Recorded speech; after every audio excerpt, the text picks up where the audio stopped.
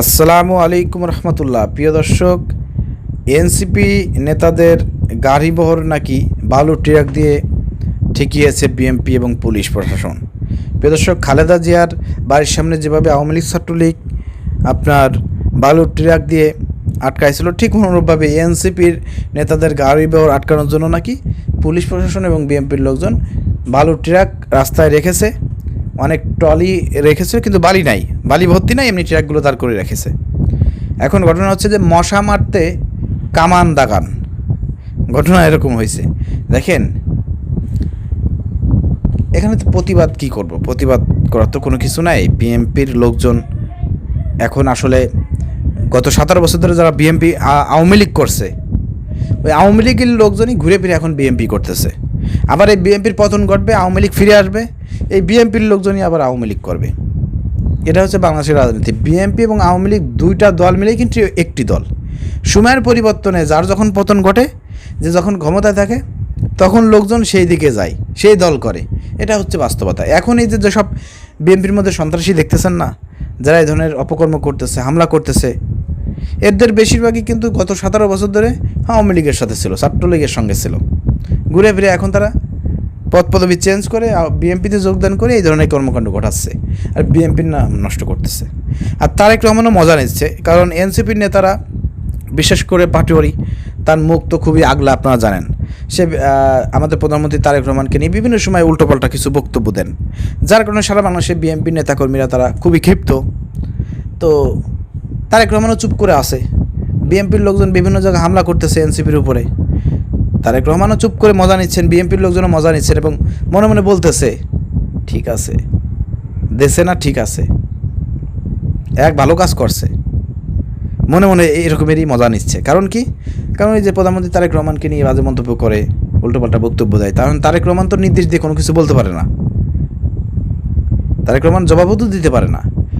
তার নেতাকর্মীরা জবাবগুলো দিচ্ছে আর তারেক রহমান বসে বসে মজা নিচ্ছে যে ঠিক আছে, আমার বিরুদ্ধে কথা বলিস, একদম হাত পা ভেঙে দিচ্ছে না, ঠিক আছে। এই জন্য নেতা কর্মীদের বিরুদ্ধে কোনো অ্যাকশন নিচ্ছে না পুলিশ প্রশাসন, ঠিক আছে। তো যাই হোক প্রিয় দর্শক, এখন ঘটনা হচ্ছে যে এনসিপির কিন্তু এগুলো পাওয়া না, এনসিপি কিন্তু বারবার ভুল করেছে। দেখেন, আমরা ওই নির্বাচনের আগে বারবার বলেছে জামাত যে এই জুলাই সনদ বাস্তবায়ন, গণভোট আগে দিতে হবে। অন্তর্বর্তীকালীন সরকার সময় গণভোট দিয়ে গণভোটের সমস্ত রকমের নিয়মকানুন যদি আজকে প্রতিষ্ঠিত হতো, অন্তর্বর্তীকালীন সরকার যদি প্রতিষ্ঠিত করে যাইতো, তাহলে কিন্তু বিএমপি এই যে দলীয়করণ করতেছে, পুলিশ প্রশাসন থেকে শুরু করে সমস্ত জায়গায়, জেলা প্রশাসক, সমস্ত জায়গায় তাদের দলীয় লোকজন অলরেডি কিন্তু বসায় দিছে। ওই জুলাই সনদ যদি বাস্তবায়ন হতো, গণভোট যদি বাস্তবায়ন হতো, নির্বাচনের আগে হতো, তাহলে আজকে কিন্তু এইসব দলীয়করণ করতে পারতো না বিএমপি। ওই যে গণভোটের জন্য জামাত যে আন্দোলন করেছে সারা বাংলাদেশে, ওই সময় কিন্তু এনসিপি চেপে বসেছিল, তারা বিএমপির সঙ্গে সুর মিলেছিল, বলেছিল যে না, গণভোট আর জাতীয় সংসদ নির্বাচন ভোট একসাথে হোক। জামাত বলছিল যে না, এখানে শুভঙ্করী ফাঁকি আছে, গণভোট আর একসাথে হইলে পরে গণভোটের এই বাস্তবায়ন করবে না বিএমপি। দেখেন, সেটাই কিন্তু আজকে ঘটছে। সেই গণভোট কিন্তু বিএমপি বাস্তবায়ন করলো না, জুলাই সনদ বাস্তবায়ন করলো না। মুখে মুখে শুধু বলতেছে জুলাই অক্ষর অক্ষর পালন করবে, কিন্তু বাস্তবায়ন করবে না। পালন করবে অক্ষর অক্ষরে, বাস্তবায়ন করবে না। এটাই হচ্ছে বাস্তব সত্য কথা। রামেসার হত্যাকাণ্ডে প্রধানমন্ত্রী তারেক রহমান বলেছিলেন যে 30 দিনের মধ্যে আসামিকে ফাঁসির কাস্টে ঝুলিয়ে সাজা দেওয়া হবে। আজকে 70 দিন হয়ে গেছে প্রিয় দর্শক, এখনও রামেসার হত্যাকাণ্ডের বিচার হয় নাই। তো এই বাংলাদেশ হচ্ছে কথা দিয়ে কথা না রাখার বাংলাদেশ, ঠিক আছে। তো প্রধানমন্ত্রীও কথা দিয়ে কথা রাখলেন না, এটা হচ্ছে বাংলাদেশ। তো যাই হোক প্রিয় দর্শক, এখন ঘটনা হচ্ছে যে ওই সময় এনসিপি চরম পরিমাণ ভুল করেছে। আমরা বারবার বলেছিলাম এনসিপিকে, কিন্তু এনসিপি বিএমপির সাথে তাল মিলিয়ে, তখন যদি এনসিপি বলতো জামাতের সঙ্গে তাল মিলিয়ে যে না, গণভোট আগে হইতে হবে, বিশাল আন্দোলন গড়ে তুললে পারে, ওই সময় কিন্তু গণভোট দিতে বাধ্য হতো অন্তর্বর্তীকালীন সরকার। কিন্তু এনসিপি সায় না দেওয়ার কারণে কিন্তু হয় নাই। তো তার আজকে যে কুফলটা, সেটা ভোগ করতেছে এনসিপি। বিভিন্ন জায়গায় যাচ্ছে, উল্টোপাল্টা বক্তব্য দিচ্ছে, বিএনপির তো মার খাচ্ছে। এটা তাদের পাওয়া না, ঠিক আছে। এরকমের অনেক দল আছে যারা মায়ের গুঁতো খাইতে খাইতে অনেক বড় হয়েছে, আবার অনেক দল আছে মার গুঁতো খাইতে খাইতে ড্যামেজ হয়ে গেছে, বাদ হয়ে গেছে।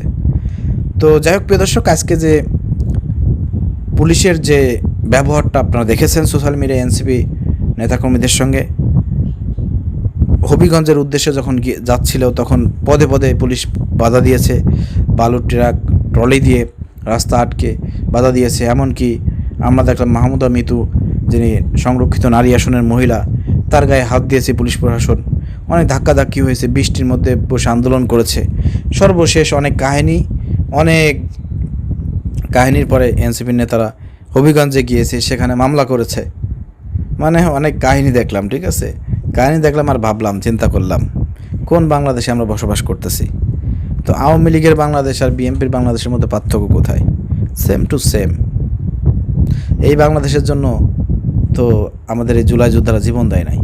1400-1500 মানুষ যে শহীদ হইল, হাজার হাজার মানুষ যে পঙ্গুত্ব বরণ করলো, এই বাংলাদেশ দেখার জন্য না। তো আসলে এই বিএনপিকে শায়েস্তা করবে কে? বিএনপি ভুলে গিয়েছে তারা একসময় ধান খেটে পাট খেটে ঘুমাতো। তাদের নেতারা বিভিন্ন জায়গায় যাইতো, এরকমের আওয়ামী লীগ, ছাত্রলীগ, পুলিশ প্রশাসন তাদের উপর হামলা করত। বেগম খালেদা জিয়ার গাড়ি বহর হামলা করেছে। বিএনপির অসংখ্য নেতাকর্মীদেরকে এরকম মারপিট করেছে। আজকে যেভাবে এনসিপি নেতাদেরকে মারপিট করতেছে বিএনপির লোকজন, বিএনপি এত সহজেই ভুলে গেলেন আপনারা? যেসব জুলাই যোদ্ধারা নেতৃত্ব দিয়ে ফ্যাসিবাদ মুক্ত বাংলাদেশ গড়ল, আর আজকে আপনারা ক্ষমতায় আসতে পেরেছেন, যাদের ত্যাগ তিতিক্ষা, যাদের আন্দোলনের কারণে, তাদেরকে আজকে আপনারা মারধর করতেছেন। এটা হচ্ছে বাস্তবতা। এটা আপনাদের জন্য লজ্জা। এটা বাংলাদেশের প্রধানমন্ত্রীর জন্য লজ্জা। তিনি আজকে দেখেও না দেখা ভান করে বসে আছেন, মজা নিচ্ছেন যে পিটাক আমাকে নিয়ে বাজে মন্তব্য করে, কত বড় সাহস।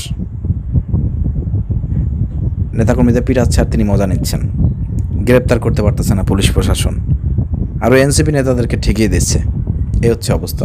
প্রিয় দর্শক, এখন ঘটনা হচ্ছে যে এরকমের আস্তে আস্তে এই ধরনের ছোটো ছোটো ঘটনাই কিন্তু একসময় বড় ঘটনায় রূপান্তর হবে। এদেশের জনগণ অধিষ্ঠিত হবে, যেভাবে আওয়ামী লীগের উপর অধিষ্ঠিত হয়েছিল।